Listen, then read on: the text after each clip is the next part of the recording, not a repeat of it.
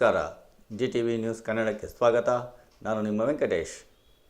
ಮಾಗಡಿಯ ನ್ಯಾಯಾಲಯದಲ್ಲಿ ಲೋಕ ಅದಾಲತ್ ಕಾರ್ಯಕ್ರಮವನ್ನು ನಡೆಸಲಾಯಿತು.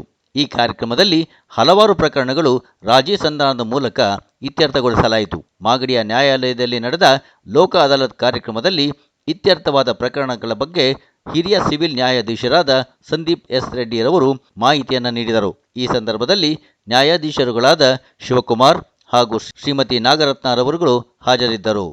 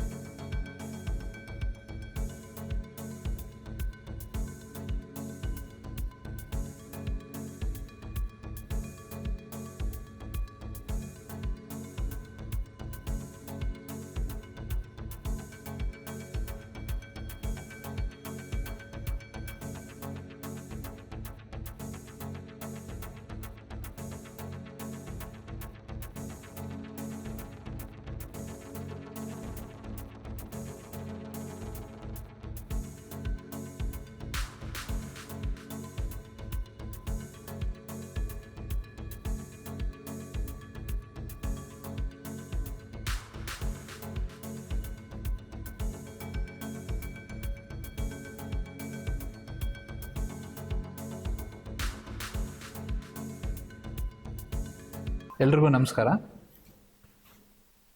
ಇವತ್ತಿನ ದಿನ ಮಾಗಡಿ ನ್ಯಾಯಾಲಯದ ಆವರಣದಲ್ಲಿ ನಾವು ಲೋಕ ಅದಾಲತ್ನ ಆಯೋಜನೆ ಮಾಡಿದ್ವಿ. ಈ ಲೋಕ ಅದಾಲತಲ್ಲಿ ನಮಗೆ ಒಳ್ಳೆ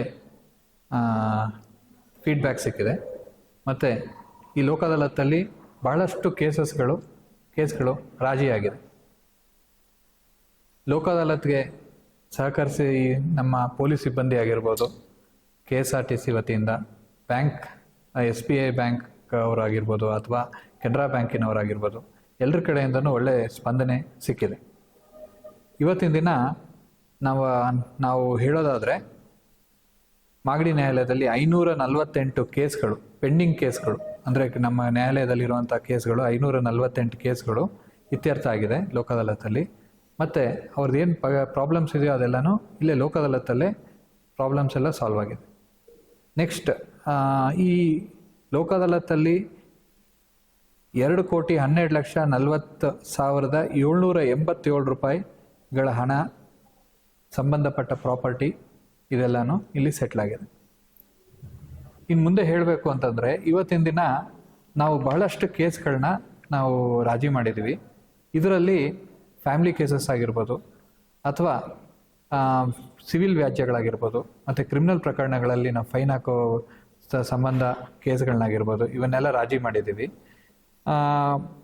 ನಾವು ಹೇಳೋದೇನು ಅಂತಂದರೆ, ಒಂದು ಪ್ರಕರಣದಲ್ಲಿ ಒಂದು ಗಂಡ ಹೆಂಡತಿ ಇಬ್ಬರೂ ನಾವು ಸಂಸಾರ ಮಾಡ್ತೀವಿ, ಜೊತೆಯಲ್ಲಿರ್ತೀವಿ ಅಂತ ಹೇಳಿ ಸಂಧಾನದ ಬಳಿಕ ಅವ್ರು ಹೋಗಿ ಜೊತೆಯಲ್ಲಿರೋದಕ್ಕೆ ಅಂತ ಒಪ್ಕೊಂಡು ಇವತ್ತು ಮಾಗಡಿ ನ್ಯಾಯಾಲಯದಿಂದ ಜೊತೆಯಲ್ಲಿ ಹೋಗಿದ್ದಾರೆ.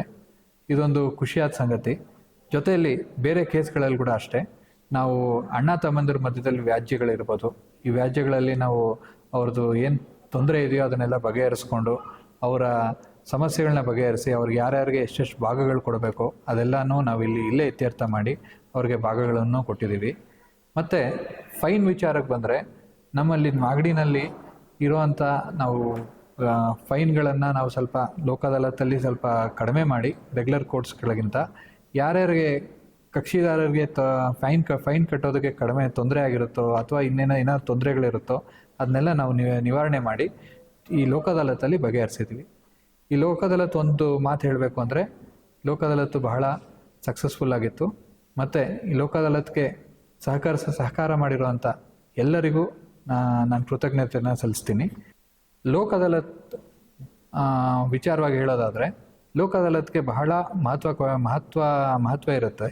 ಲೋಕ ಅದಾಲತಲ್ಲಿ ನಾವು ಕೇಸ್ಗಳನ್ನ ಯಾವ್ದು ತೊಗೊತೀವಿ, ಆ ಕೇಸ್ಗಳನ್ನ ನಾವು ಪ್ರತಿಯೊಬ್ಬ ಪಾರ್ಟಿಗಳನ್ನೂ ಅಂದರೆ ಕಕ್ಷಿಗಾರರನ್ನು ನಾವು ಲೋಕ ಅದಾಲತಲ್ಲಿ ಕರೆದು ಅವ್ರನ್ನ ಯಾಕೆ ಪ್ರಾಬ್ಲಮ್ ಸಾಲ್ವ್ ಮಾಡ್ಕೊಬಾರ್ದು, ಯಾವ ಕಾರಣಕ್ಕೆ ನೀವು ಪ್ರಾಬ್ಲಮ್ ಸಾಲ್ವ್ ಮಾಡ್ಕೊಬಾರ್ದು ಅಂತ ನಾವು ಕೇಳ್ತೀವಿ. ಇಲ್ಲಿ ಕೇಳಿದಾಗ ಕೋರ್ಟ್ಗಳಲ್ಲಿ ನಾವು ಈ ವಿಚಾರನ ಕೆಲವೊಂದು ಸಂದರ್ಭದಲ್ಲಿ ಕೇಳಿದಾಗ ಕೋರ್ಟ್ಗಳಲ್ಲಿ ಕೆಲವೊಂದು ವಿಚಾರಗಳನ್ನ ಅವರು ಹೇಳೋದಕ್ಕೆ ಆಗೋದಿಲ್ಲ. ಯಾಕೆಂದರೆ ಅದು ಆ ಥರ ಕೆಲವು ಫ್ಯಾಕ್ಟ್ಸ್ಗಳನ್ನ ಅವ್ರು ಏನಾದರೂ ಹೇಳಿದ್ರೆ ಅವ್ರಿಗೆ ಕೋರ್ಟಲ್ಲಿ ಅವರ ಅನಾನುಕೂಲ ಆಗುವಂಥ ಸಂದರ್ಭಗಳಿರುತ್ತೆ. ಆದರೆ ಲೋಕ ಅದಾಲತಲ್ಲಿ ಕನ್ಸಿಲಿಯೇಟರ್ಸ್ ಆಗಿ ನಾವು ಕೂತ್ಕೊಂಡಾಗ ಆ ಥರ ಫ್ಯಾಕ್ಟ್ಸ್ ಏನೇ ಹೇಳಿದ್ರು ಅದನ್ನು ಕೋರ್ಟಲ್ಲಿ ನಾವು ಹೋಗಿ ಅದನ್ನು ಅವ್ರಿಗೆ ಕಕ್ಷಿದಾರರಿಗೆ ಅನಾನುಕೂಲ ಆಗೋ ರೀತಿಯಲ್ಲಿ ಆಗೋದಿಲ್ಲ. ಸೊ ಅದಕ್ಕೆ ಇಲ್ಲಿ ನಾವೇನು ಮಾಡ್ತೀವಿ ಅಂತಂದರೆ ಕಕ್ಷಿದಾರನ್ನ ಇಬ್ಬರನ್ನೂ ಕರೆಸಿ ಏನು ತೊಂದರೆ ಇದೆ ಏನು ಅಂತ ಕೇಳ್ತೀವಿ. ಈಗ ಉದಾಹರಣೆಗೆ ಒಂದು ಅಣ್ಣ ತಮ್ಮಂದ್ರ ಮಧ್ಯದಲ್ಲಿ ಭಾಗದ ಕೇಸ್ ತೊಗೊಳೋಣ, ಅಥವಾ ಒಬ್ಬ ತಂಗಿ ಅಣ್ಣನ ಮೇಲೆ ಹಾಕಿರುವಂಥ ಕೇಸನ್ನು ತೊಗೊಳೋಣ, ಹೆಣ್ಣುಮಕ್ಳು ಹಾಕಿರುವಂಥ ಕೇಸು.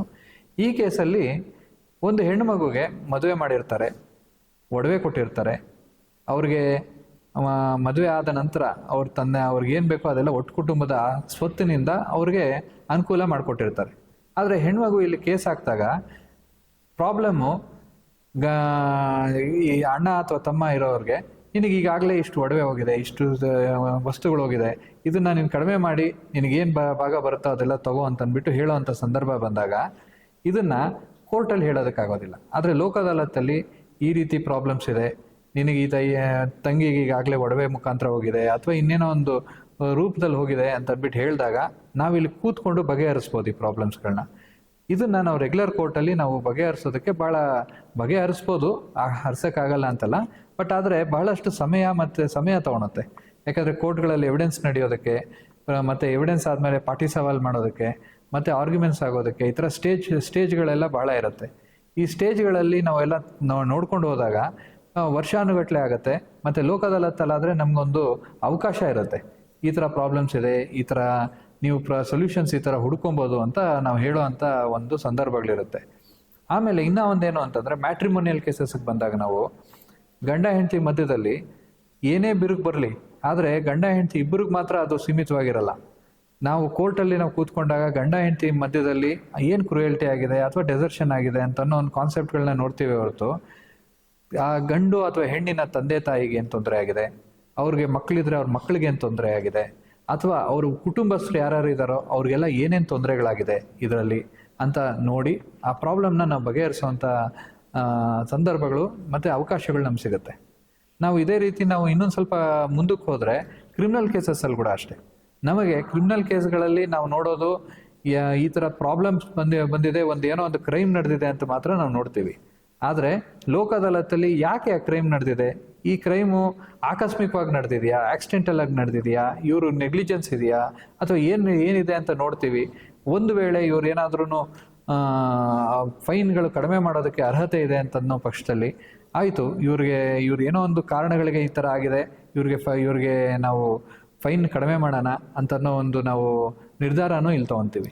ಲೋಕ ಅದಾಲತಲ್ಲಿ ಇನ್ಫ್ಯಾಕ್ಟ್ ಹೇಳಬೇಕು ಅಂತಂದರೆ ಜಡ್ಜಸ್ಗೆ ಪರ್ಸ್ನಲ್ ಆಗಿ ಕ್ಲೈಂಟ್ಸ್ ಜೊತೆ ಅಥವಾ ಕಕ್ಷಿದಾರರ ಜೊತೆ ಮಾತಾಡಿ ಅವರ ಪ್ರಾಬ್ಲಮ್ಸ್ಗಳನ್ನ ನಾವು ಅರ್ಥ ಮಾಡಿಕೊಂಡು ಸಾಲ್ವ್ ಮಾಡೋದಕ್ಕೊಂದು ಅವಕಾಶ ಸಿಗುತ್ತೆ. ಲೋಕ ಅದಾಲತ್ಗೆ ಎಲ್ಲರೂ ಈಗ ನಾನು ಸಾಮಾನ್ಯ ಲೋಕ ಅದಾಲತ್ ಅಂದರೆ ಏನು ಅಂತಂದ್ಬಿಟ್ಟು ಅಂತ ಎಲ್ರಿಗೂ ಗೊತ್ತಾಗೋದಿಲ್ಲ. ಆದರೆ ಇಲ್ಲಿ ಕನ್ಸಿಲಿಯೇಷನ್ ಅಂತ ನಾವು ಎಫೆಕ್ಟಿವ್ ಕನ್ಸಿಲಿಯೇಷನ್ ಮಾಡ್ತೀವಿ. ಕನ್ಸಿಲಿಯೇಷನ್ ಅಂದರೆ ಎರಡೂ ಪಾರ್ಟಿಗಳನ್ನ ಕೂಡಿಸ್ಕೊಂಡು ಏನೇನು ಪ್ರಾಬ್ಲಮ್ಸ್ ಇದೆಯೋ ಅದನ್ನೆಲ್ಲ ಸಾಲ್ವ್ ಮಾಡೋದಕ್ಕೆ ಪ್ರಯತ್ನ ಮಾಡ್ತೀವಿ. ಇಲ್ಲಿ ಲೋಕ ಅದಾಲತಲ್ಲಿ ಒಂದು ಅಡ್ವಾಂಟೇಜು ಇದೆ. ಈ ಲೋಕ ಅದಾಲತಲ್ಲಿ ನಾವೇನಾದರೂ ಪ್ರಾಬ್ಲಮ್ಸ್ನ ಸಾಲ್ವ್ ಮಾಡಿ ಈ ಪ್ರಾಬ್ಲಮ್ಗಳನ್ನ ನಾವೇನಾದ್ರೂ ಇಲ್ಲಿ ನಾವು ಲೋಕ ಅದಾಲತಲ್ಲಿ ಸಾಲ್ವ್ ಆಗಿರೋಂಥ ಪ್ರಾಬ್ಲಮ್ಸ್ಗಳ ಪ್ರಕಾರ ಅವಾರ್ಡ್ ಏನಾದರೂ ಡ್ರಾ ಮಾಡಿದ್ವಿ ಅಂತಂದರೆ ಅದನ್ನು ಪಕ್ಷಗಾರರು ಬೇರೆ ಕೇಸ್ಗಳಲ್ಲಿ ಕಾಂಪ್ರಮೈಸ್ ಆಗಿದ್ದೀವಿ ಅಂತ ಅನ್ನೋ ರೀತಿಯಲ್ಲಿ ಚಾಲೆಂಜ್ ಮಾಡೋಕ್ಕಾಗಲ್ಲ. ಇದು ಇಲ್ಲೇ ಎಂಡ್ ಆಗುತ್ತೆ. ಆಮೇಲೆ ಲೋಕ ಅದಾಲತಲ್ಲಿ ನಾವು ಏನೇನು ಪ್ರಾಬ್ಲಮ್ಸ್ಗಳನ್ನ ಸಾಲ್ವ್ ಮಾಡ್ತೀವೋ ಆ ಲಿಟಿಗೇಷನ್ ಬಹುತೇಕವಾಗಿ ಇಲ್ಲೇ ಫೈನಲ್ ಆಗಿ ಎಂಡ್ ಆಗುತ್ತೆ. So Lok Adalat is a better conciliation method ಅಂತ ನನ್ನ ಪರ್ಸನಲ್ ಒಪಿನಿಯನ್ನು. ಜೊತೆಗೆ ಈ ಲೋಕ ಅದಾಲತಲ್ಲಿ ಸೆಟ್ಲ್ ಆಗುವಂಥ ಕೇಸ್ಗಳು ಕೂಡ ಅಷ್ಟೇ ಎಫೆಕ್ಟಿವ್ ಆಗಿ ಸೆಟ್ಲ್ ಆಗುತ್ತೆ. ಯಾಕೆಂದರೆ ವರ್ಷಾನುಗಟ್ಟಲೆ ನಡೆಯುವಂಥ ಕೇಸ್ಗಳು ಇಲ್ಲೇ ಎಂಡ್ ಆದಾಗ ಪಾರ್ಟಿಗಳಿಗೆ ಅಷ್ಟು ವರ್ಷಗಳು ಕೋರ್ಟ್ಗಳಿಗೆ ಅಳ್ದಾಡೋದು ಪ್ರತಿಯೊಂದೂ ಅವ್ರಿಗೆ ಅನುಕೂಲ ಆಗುತ್ತೆ.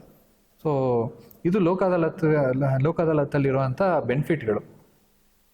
ಇಷ್ಟು ಹೇಳ್ತಾ ನನ್ನ 2 ಮಾತು ಮುಗಿಸ್ತೀನಿ. Thank you. ಇದು ಇವತ್ತಿನ ಮಾಗಡಿಯ ಸುದ್ದಿ ಸಮಾಚಾರ.